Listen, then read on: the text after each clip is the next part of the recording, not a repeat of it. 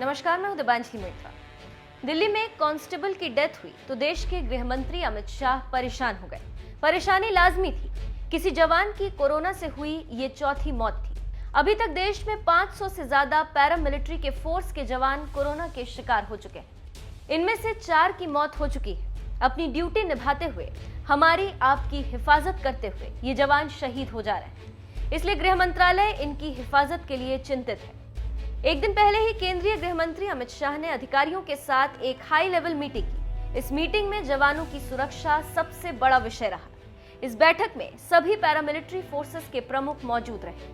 अभी तक बीएसएफ में 225 जवान कोरोना पॉजिटिव हो चुके हैं। 2 जवानों की मौत भी हो चुकी है। सीआरपीएफ में 164 जवान कोरोना के शिकार हो चुके हैं। 1 की मौत हो चुकी है।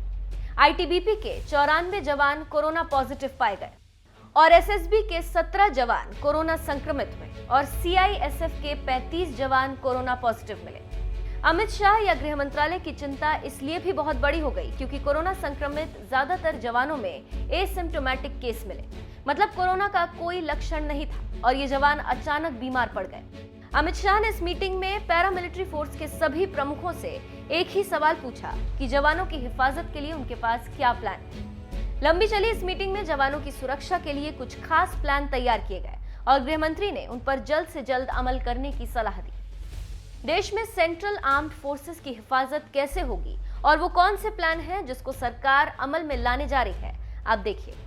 नंबर 1, सबसे पहले इन जवानों की हेल्थ हिस्ट्री निकाली जाएगी।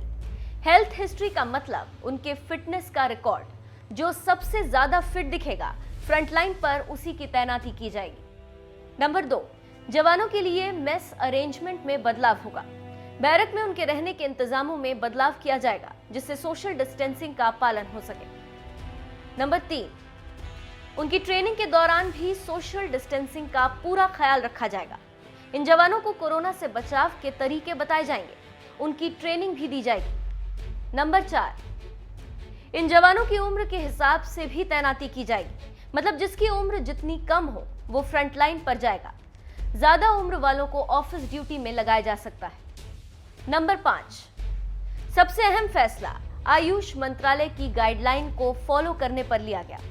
इस मीटिंग में तय हुआ कि जवानों की ट्रेनिंग में योग को भी शामिल किया जाए। इम्यूनिटी बढ़ाने के लिए आयुष मंत्रालय ने जो गाइडलाइंस दिए हैं, ये जवान उनका भी पालन करेंगे, जैसे कि मुलेठी, एलोवेरा, गिलोय जैसी चीजों का इस्तेमाल जवानों की इम्यूनिटी बढ़ाने के लिए किया जाएगा।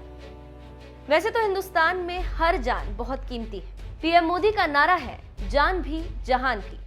संकट की इस घड़ी में सरकार इसी लाइन पर चल रही है, लेकिन फ्रंट लाइन पर रहकर लोगों तक मदद पहुंचाने वाले और सीमा पार से आने वाले दुश्मनों से भी लड़ाई लड़ने वाले जवानों की हिफाजत भी बहुत जरूरी है। और अमित शाह का प्लान कामयाब रहा तो अब एक भी जवान की जान कोरोना की वजह से नहीं जाएगी।